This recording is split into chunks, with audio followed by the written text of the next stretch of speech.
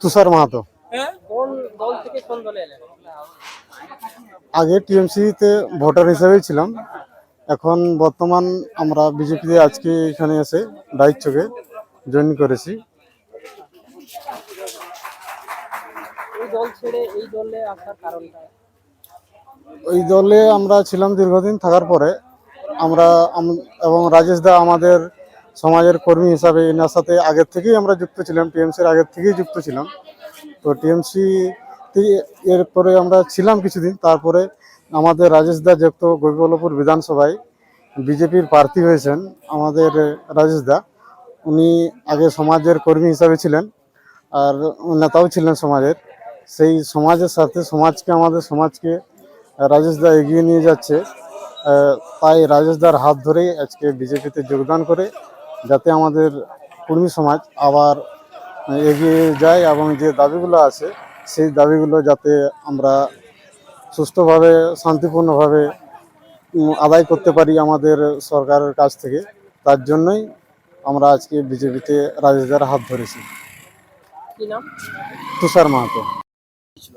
সারাদিনে আজকে আমাদের জেলা অফিসে মিটিং ছিল সমস্ত প্রার্থীদের নিয়ে। তারপরে মিটিং শেষে আমি বিভিন্ন জায়গায় লোকের সঙ্গে সাক্ষাৎ করে আসছি মানুষজনের সঙ্গে, এবং জনসংযোগ বা মানুষের কাছে যাওয়া, আমাদের যে সত্যি এই সরকারটাকে পাল্টানো দরকার সেই বার্তাটুকু নিয়ে, এবং বিজেপি সরকারকেই দরকার এটাই মানুষকে বোঝাচ্ছি।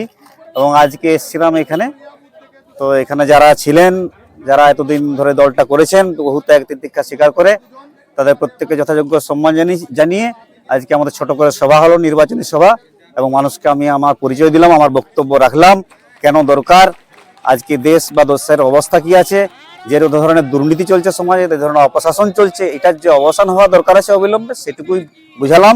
এবং আমি তো দীর্ঘদিন সমাজ আন্দোলন বা লড়াই সংগ্রামে মানুষের সঙ্গে আছি, সুখে দুঃখে বিপদে আপদে। তো আমি এই রাজনৈতিক যদি ভাবে আমাকে নির্বাচিত করেন তাহলে কিন্তু আমি আরো বেশি করে মানুষের জন্য তাদের যে অভাব অভিযোগ, তাদের যে দাবি দাওয়া, সেগুলো আদায় করে আনতে পারবো। হ্যাঁ, অনেকেই দলে দলে যোগদান করে, আর তো থাকবেই না, ভালোর দিকেই মানুষ বেশি আসছে। হ্যাঁ, যোগদান এখন চলতে থাকবে, বহু মানুষ আসবে, কারণ মানুষ ভারতীয় জনতা পার্টিকে ভরসা করে, বিশ্বাস করে। আজকে অনেকে যোগদান করলেন, আমরা প্রত্যেকেই 4 জন 5 জন ছিলেন, তাদের সঙ্গে আরো ছিলেন 100-150 জন। এখনো পর্যন্ত কি প্রচারে কোনো রকম বাধা পাচ্ছে? বাধা কি দিবে আমাদেরকে? আমরা এখানে জঙ্গলমহলে রাজ করবো, আমাদের বাধা কে দিবে? আমরা নির্বিঘ্নে প্রচার করবো।